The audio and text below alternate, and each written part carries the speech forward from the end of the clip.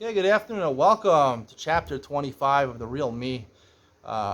This chapter talks about tefillah, trying to figure out how we can daven properly. We know it's such a hard thing to daven properly. Coincidentally, we're also learning in Shulchan Aruch Yomi, Table Enabled, we're learning Hilchas Tefillah. So if you were listening to my shiurim on, especially the Ian Tali, the Ian shiur on the Shulchan Aruch Yomi, you're going to be familiar with a lot of what I'm going to say now. The author raises the problem that all of us have, no matter how big or small of a person you are, how great of a Jew or how small of a Jew you are, you think you're small, you think you're great. Everyone has a problem when it comes to kavana for tefillah. Now, we assume the word kavana by tefillah means Perush Hamilim, you understand what you're saying, you pay attention to what you're saying. He says it's impossible. No one's having kavanah. No one has success in having kavanah. He says so many times our prayers is just lip service to Hashem while our minds and hearts are elsewhere. He says this is due to the fact that thoughts are uncontrollable function. He says we can't control our thoughts, right? He brings examples of someone who is in financial debt, and you ask him in the middle of Daven Shemona Esrei, don't think about his debt, or someone who has a traumatic experience in his life, got into a car accident, and his friend was killed. He can't get out of his thoughts.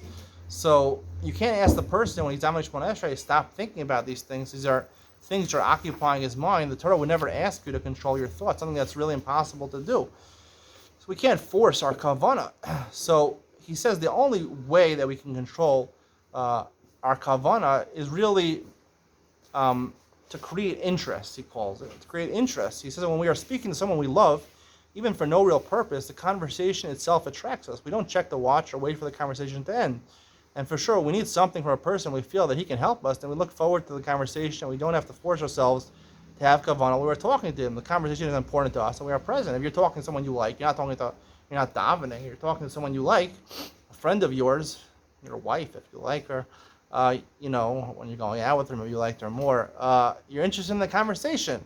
So you don't need to think about what you're saying to think what I'm saying now and understand what you're saying. I mean, you just say it and you're excited about the talking. So he says we have to develop that when we speak to HaKadosh Baruch Hu. He said there are a few things to have in mind and try to feel. Number one, to whom are we talking? Hashem is not a stranger. He is someone who we love and who loves us. Number two, we are in need. We need money, health. Our learning is not as good as it should be.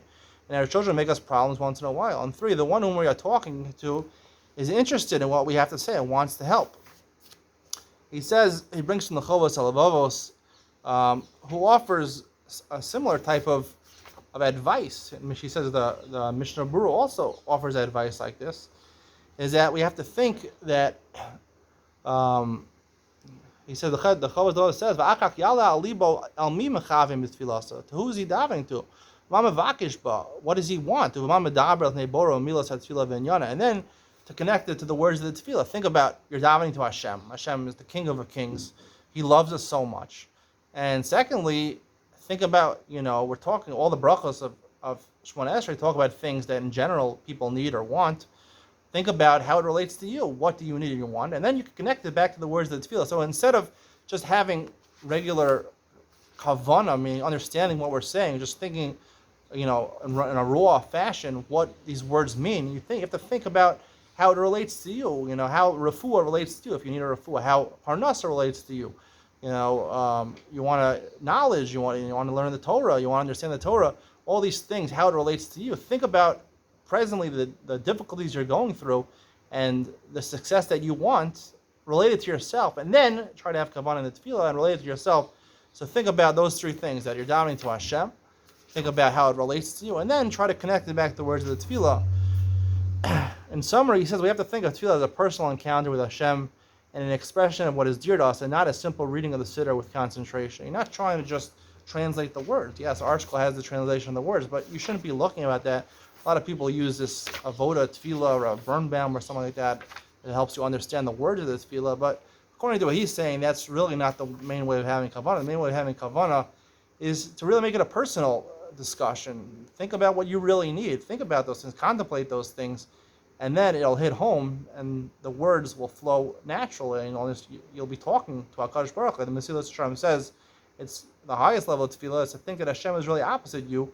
He's really there, and you're talking to someone who loves you, and you love him, and therefore it'll just flow, the conversation. It'll be talking to someone you love, and you won't have a problem understanding what you're saying, right? You're not trying to just, it's not a mechanical thing like translate the words, this is not homework. It's, things that you need. It's a real conversation. So I've talked a lot about Hilchos Tefillah. We're learning Hilchos Tefillah in Shulchan Aruch now, and what the idea of Tefillah is. What he's saying makes a lot of sense.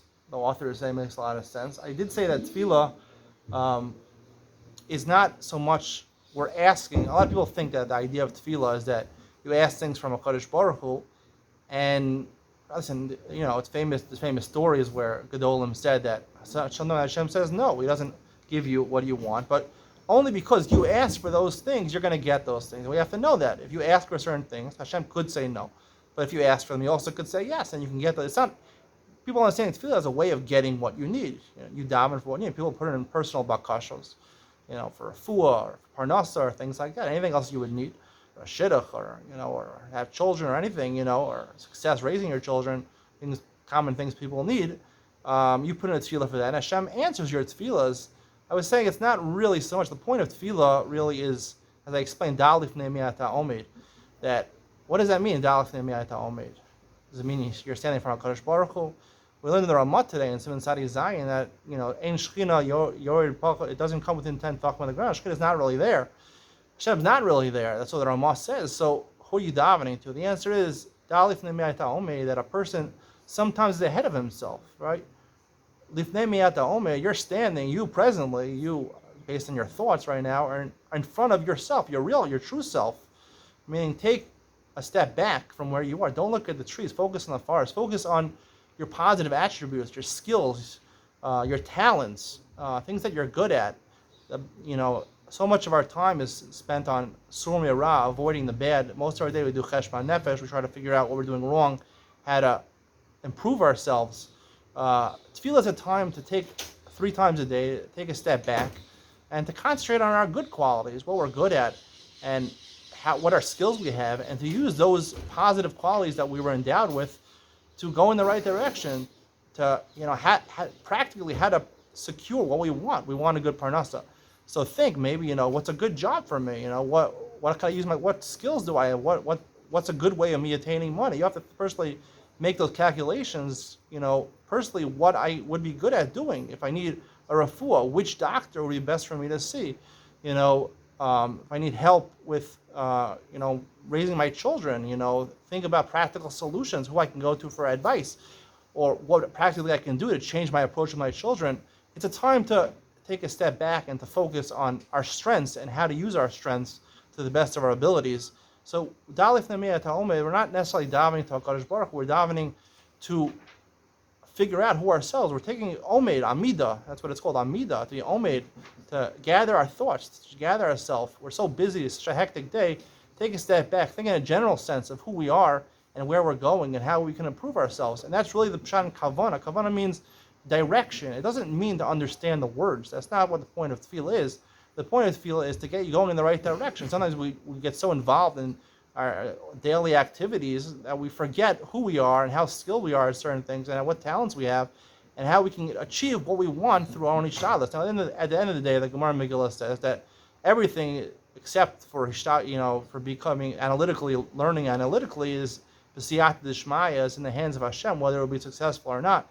So we remember that, as I said in today's share, that when we take 3 steps back, you remember b'siyat d'shmaya, that everything comes from Hashem. However, you have to do your ishtadlus, and that's what tefillah is. The ishtadlus, physical ishtadlus means physically doing what you can.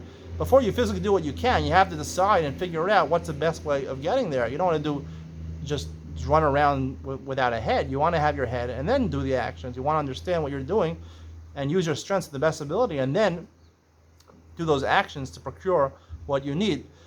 So that's the idea of tefillah. The idea of tefillah is take a step back and to realize who we are.